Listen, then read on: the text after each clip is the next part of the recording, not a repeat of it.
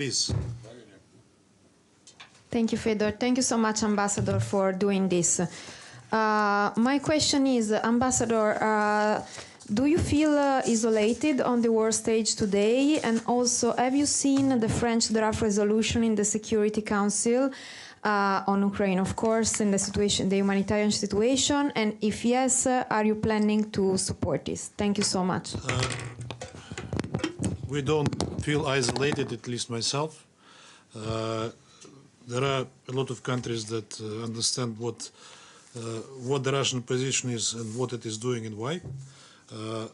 We have briefly seen the text of a French draft. It was not formally introduced.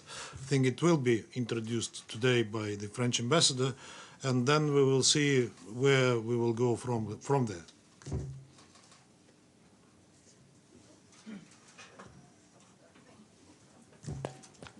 Hi, Ambassador. Technical difficulties? Yeah, sorry. We're good. Thank you. Thanks for the briefing. A bit of a follow-on, actually, from Valeria on Ukraine. From whom? From Valeria. Okay. On Ukraine. President Putin started this describing it as a special military operation in eastern Ukraine. It's now spread across most of Ukraine. How would you describe what's happening on the ground now? And the UN, Michelle Bachelet, has said that more than 100 civilians so far have been killed, and yet you're saying the Russian troops are not targeting civilians. How do you feel about defending the Russian military when civilians are being killed? Thank you. The Russian president didn't say it was a special military operation, in Donbass. He said it was a special military operation in Ukraine. Look, we have to understand what is happening. We have to go back into history, and it doesn't start and didn't start even in 2013, 2014. The Ukrainian conflict and the situation has a long history which dates back those years. But when there was a anti-constitutional coup in Kiev in 2014, and the Ukrainian authorities started to persecute those who were not. Would you allow me just a second, because I need to answer this call, please?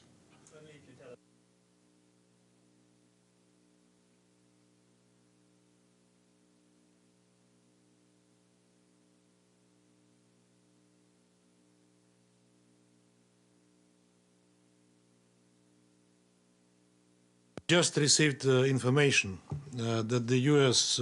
Authorities have undertaken another hostile action against the Russian mission to the United Nations, grossly violating their commitments on the host country agreement that they undertook, telling us that they are announcing 12 people from the personnel of the Russian mission, persona non grata, and demanding that they will leave by the 7th of March. UN diplomats? Yes, UN diplomats. UN diplomats.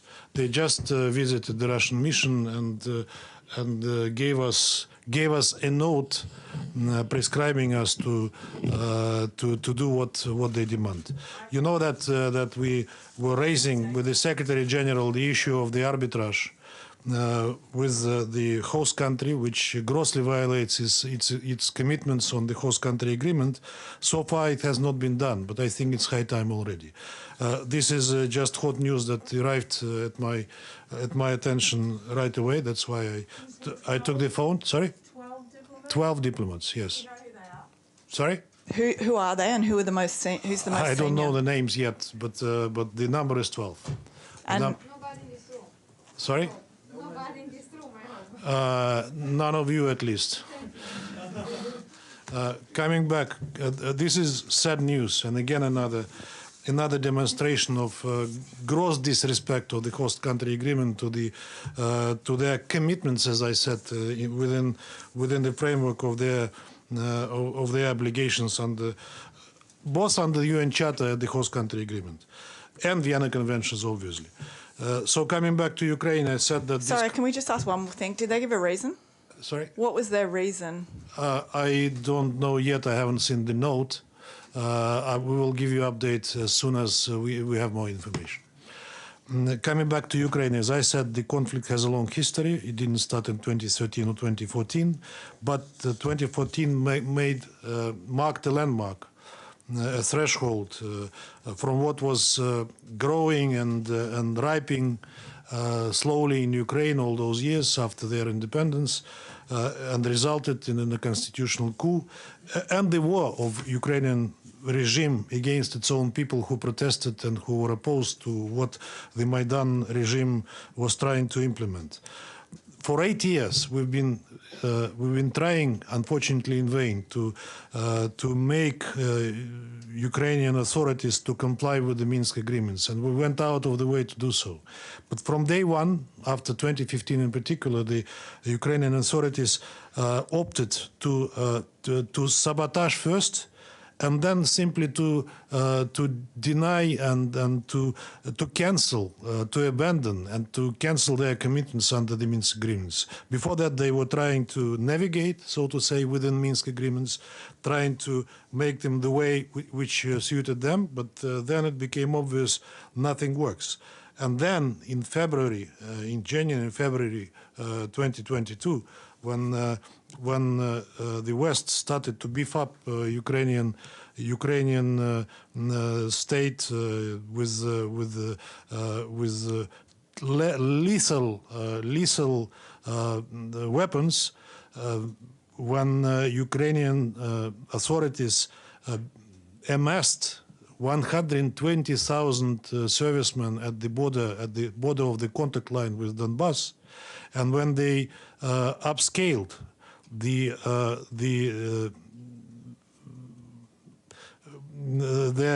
their provocations against Donbass, shelling and killing people again, we realized that that leads us nowhere, and that's why President Putin took the decision to recognize Donetsk and Lugansk republics and to offer them within the treaty that we concluded with them military assistance. And that's why we started this military operation in Donbass and in Ukraine, which, as I said today in the General Assembly, was not the war started by us. This is the end of war that was started by Ukraine.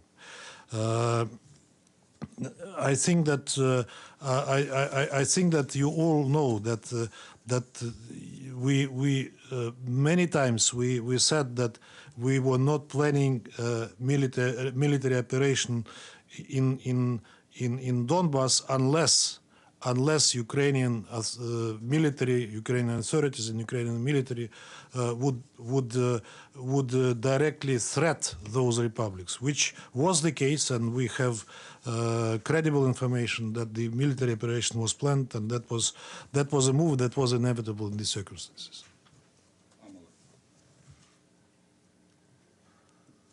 Thank you, Ambassador, for the briefing. It's Pamela Falk from CBS News. There have been some reports out of the border meeting in Belarus between Russia and Ukraine. What is it, in your view, that would bring peace to Ukraine and withdrawal of Russian forces? What is that? And then a little follow-up to Valeria's question. Country after country are coming to the General Assembly podium and supporting Ukraine, feeling that Russia is the aggressor. What is your view of that, if not isolation? Thank you so much. Okay. What will bring peace to Ukraine? We clearly said, and that is demilitarization and denazification of Ukraine, which creates a clear and immediate danger to us, also within the context of geopolitical stability, because as President Putin said, that if not today or tomorrow, one day in 30 or 50 years, Ukraine might and will perhaps become a NATO member. That will move NATO to the Russian border, and that will be an existential threat for us, and that is something that we will not allow to happen. What will bring peace to Ukraine unanswered? I answered on the talks that were held on the border of Ukraine and Belarus were finished at this stage. The result, the details of that are not known to me, but I know that there was a decision to continue those talks. When and where, I do not know yet. Perhaps in the same place. But there was some report that there was common ground. Did you hear of any common ground, or what it might be? I don't know I don't know the details, as I said, but I know that today President Putin spoke to President Macron, and he listed those conditions that we demand from Ukrainians. And they are well known, as I said, demilitarization and denazification of Ukraine, commitment to its neutral status, not to join NATO, and not to move weapons to our borders. I didn't answer one question that Michelle posed to me, which is about reports about 100 civilians dead. There are a lot of reports today, and I said that there are a lot of fake news, there are a lot of fake factories that produce those news. We do not have credible reports on civilian casualties. Of course, war is a bad thing, and anything can happen. But to call this, to consider those reports credible, is very difficult, since we are witnessing and we are encountering massive propaganda campaign. Using, as I said, troll factories that produce those news, to which we referred to in our recent statements on numerous occasions. So you just referred to this as war. This is now war? This is a special military operation, which is commonly called. I wouldn't call it a war, because war means an outright military hostilities. But as you know, we announced it and we maintain it, that we are only targeting military objects in Ukraine. We do not target any civilian infrastructure, nor the cities as they report. Thank you, Ambassador. Sherman Briceby, South African Broadcasting. Can you talk about your relationship with the Secretary-General, right? We saw you in the General Assembly on Wednesday. You had a very animated discussion. We couldn't read lips, but we certainly saw the body language. There's been a lot of criticism. And the UN argues that essentially all he's doing is defending the UN Charter that says states must settle their disputes through peaceful means, which is not happening here. So that's one issue. What should the SG do in this instance? And in addition to that, this notion of the denazification of Ukraine. Ukraine has a Jewish president. So it just beggars belief that you are talking about Nazis in removing Nazis in Ukraine when the president himself is a Jew. There was a criticism on my part, on our part, of the Secretary-General for the position he took on the crisis. I do not recall, as I said to him directly and out loud, that he took similar positions in similar cases, and there were many, in fact. Syria, take other examples. There were many where his position was much more subdued, but there was no body language, rest assured. That was a criticism within the diplomatic protocol, which I think I didn't overstep. On the fact that Zelensky has Jewish heritage, it doesn't matter, because real power in Ukraine, real political weight, belongs to the radicals and neo-Nazis who defy the president, who have their own agenda, who rule the ball in Ukraine, in fact. And President Zelensky, who came with a landslide victory of 74% of the population, promising to end the war, first thing on the list of his priorities. But then he was slowly backing off this, and he finished practically playing into the hands of those radical and neo-Nazi organizations, which claim that they represent the patriotic part of the Ukrainian society. He demonstrated that he's weak, that he has no political will and power in the circumstances he found himself in to resist those radicals who are the main political driving force in today's Ukraine.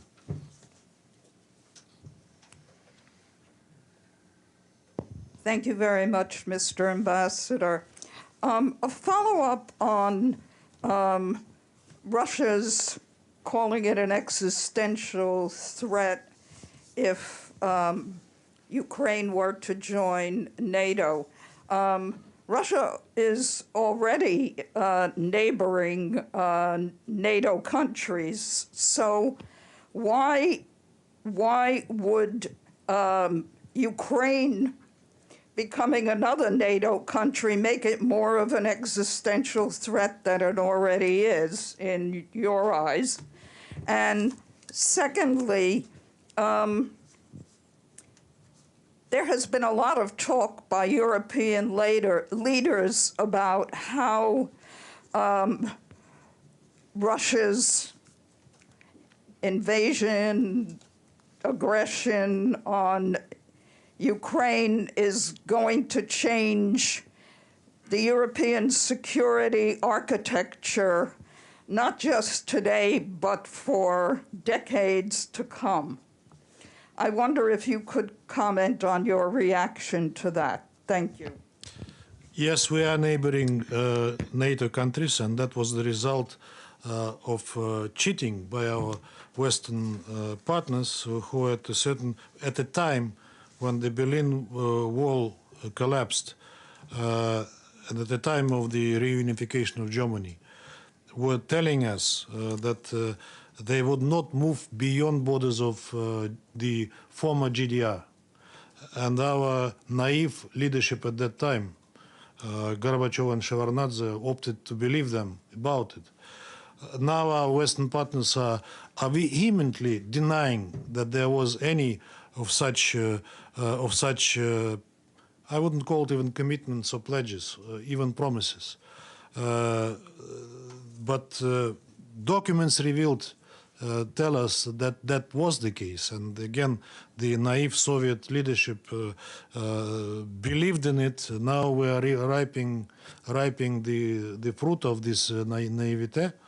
And having indeed NATO countries at our borders, and we know that you know that there are that the NATO infrastructure is moving towards Russian borders as we speak. That they are conducting exercises right on the border of the Russian Federation. We've been offering NATO to come to an agreement to move our troops, even for the exercises, at a certain distance, not to provoke each other. And that appeal has been addressed to NATO a long time ago, to which it never reacted. I remember the last conversation between Lavrov and Stoltenberg here in New York at the high-level segment of the General Assembly in 2021, when at repeated reminders by Lavrov to Stoltenberg about that issue, he was evading the question. He was simply evading the question, as NATO did, and all the countries did. The presence of NATO infrastructure around our borders and in the close proximity to it, of course, it is a threat to us, which is geopolitical. That's why we offered to the USA and NATO to engage in serious dialogue on security guarantees.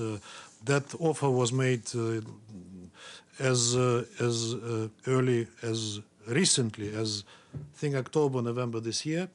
We sent our proposals in that regard, which included non-expansion of NATO, non-placement of weapons close to our borders, and moving NATO back to where it was in 1997, which would be, in our view, a fair solution and would bring us to the state of the security architecture, which would be beneficial for all the participants. But we received a reply which basically denied all our ideas in that regard. We were told that any country has a right to choose their allies freely, of course, meaning Ukraine first of all. But as we said, they are forgetting about another thing which to which they committed in the OSCE summits on the indivisibility of security, which says that security of one country cannot be reached at the expense of the security of the other, and that was a commitment, not just a paragraph in a joint statement. Russian invasion to change European security architecture. I think NATO has changed European security architecture already back after 1997 when it started to expand to the east, contrary to their promises, unfortunately not commitments.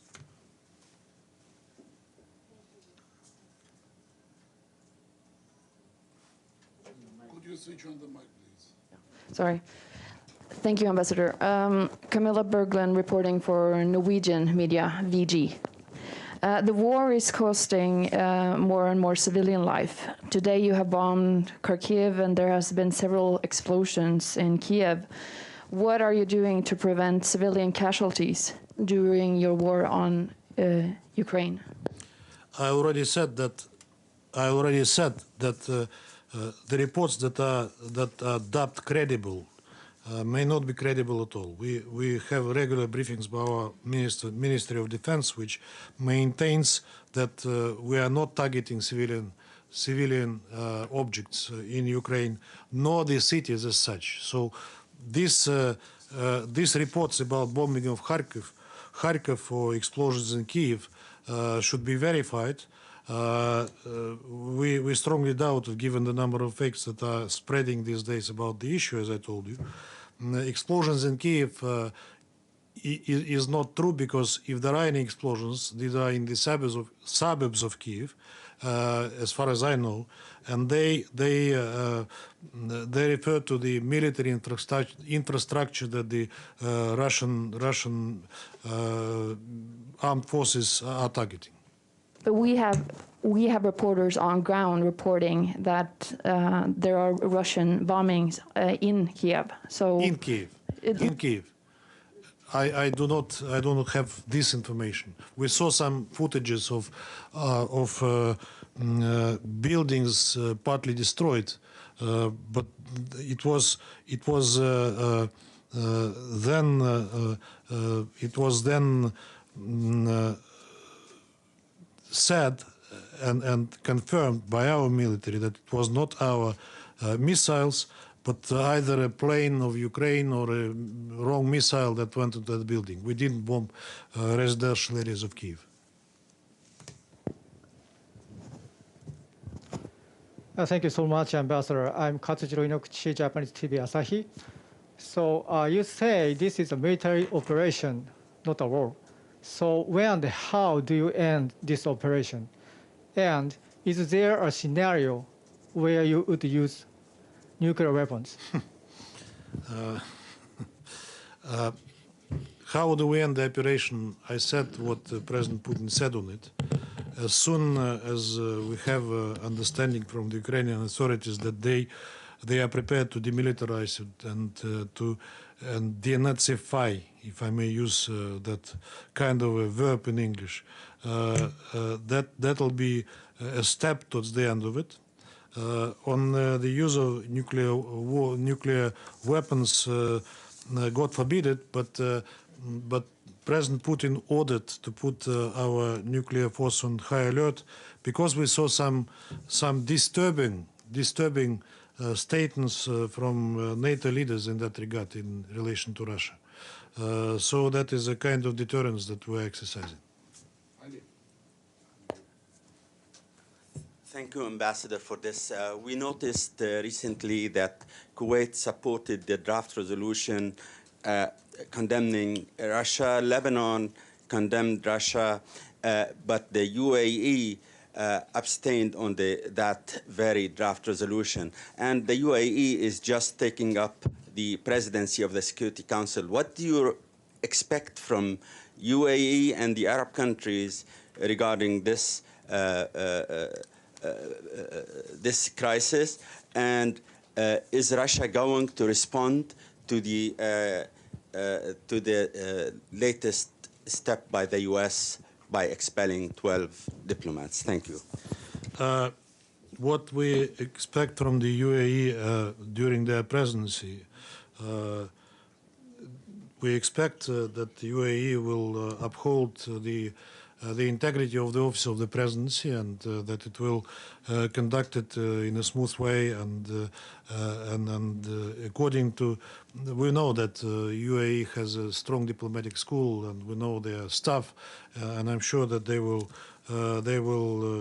do it hopefully with flying colors in the present circumstances. What was the last question? How is Russia going to respond to that? Well, I'm sure that the response will follow, because it's a diplomatic practice which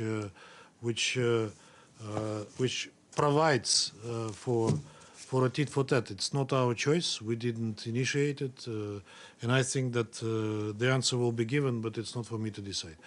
I have to apologize to you. We are finishing our press conference. Sorry that it was short today, but I think you will bear with me because of the circumstances. Ambassador, are these diplomats who are being expelled diplomats whose visas are coming to an end? Sorry? Are these diplomats whose US visas are coming to an end? I didn't understand. As in, are their visas running out and they have to leave anyway, or? So look, we have many diplomats in the mission who do not have visa extensions. They can stay in the U.S. and continue their job. What they cannot do is to leave they can leave the country, but that's 100% guarantee that they will not come back, because they will not get their visa extensions. Who of those 12 have valid U.S. visas today, and who are not, I have no idea yet, because I didn't see the names. Okay, we appreciate any further information you can share. Yeah.